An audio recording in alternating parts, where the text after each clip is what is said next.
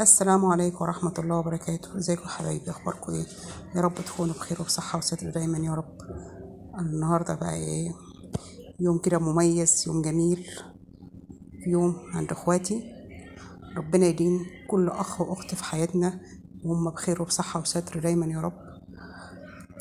يلا بينا نشوف اليوم ده انا كنت بقى ايه. انا بصوا بحب اكلة السمك، بس بحبها في اللمة بصراحة. فجيت لهم وقلت لهم انا عاوزة اكلة سمك، فالله يبارك لهم يا رب. جابوا سمك بقى وقمت طبخت الرز.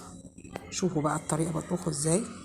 سخنت كويس وحط رز زي ما انتوا شايفين كده في الفيديو. هو فعلا أكلة السمك بتبقى عاوزة لمة كده مع الحبايب. ربنا يديم حبايبكم في حياتكم يا رب.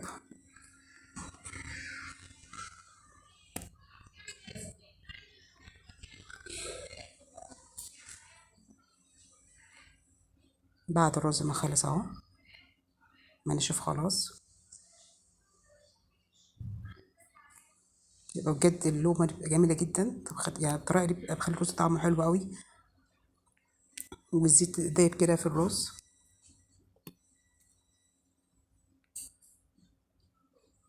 انا دورت الناحية التانية وقلت لها لا، قلت لمرات اخويا صوريني، عشان بس الإضاءة كانت عاملة خالص.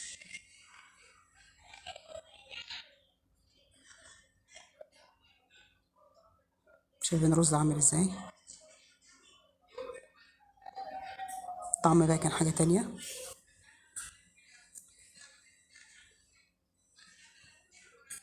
متنسوش بقى الاشتراك واللايك والكومنت الحلو منكم. لسه ما كنت بغسله،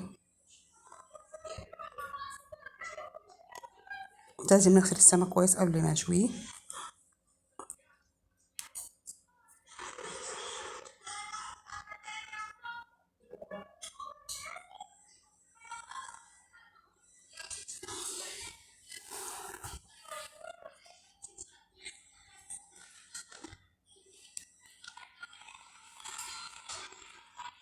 هدخل بقى على شوي السمك.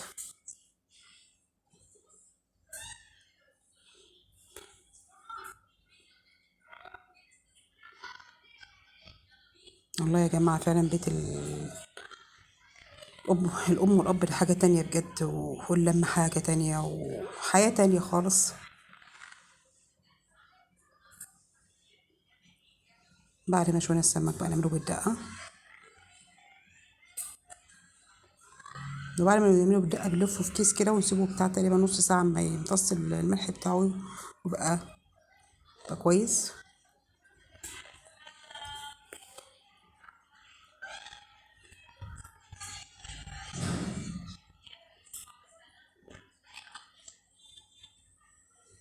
اهو بعد ما خلصناه اهو.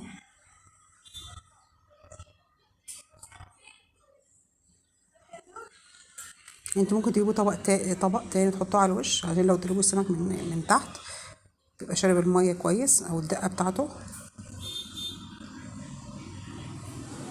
لو ادخل على السلطة، طبق السلطة بقى لا غنى عنه في السمك.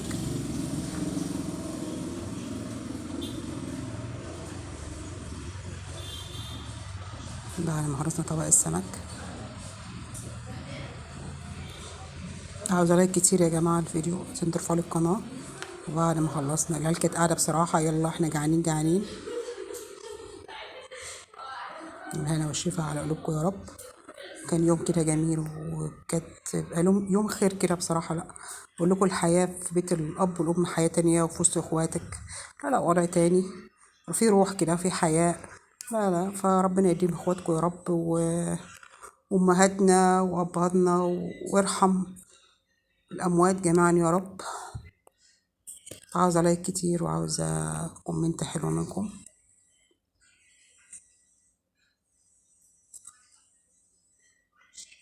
دي الطبيعة بقى.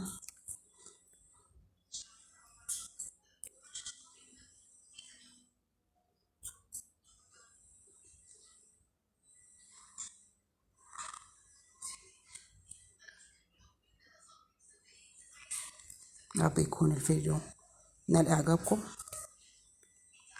والسلام عليكم ورحمة الله وبركاته.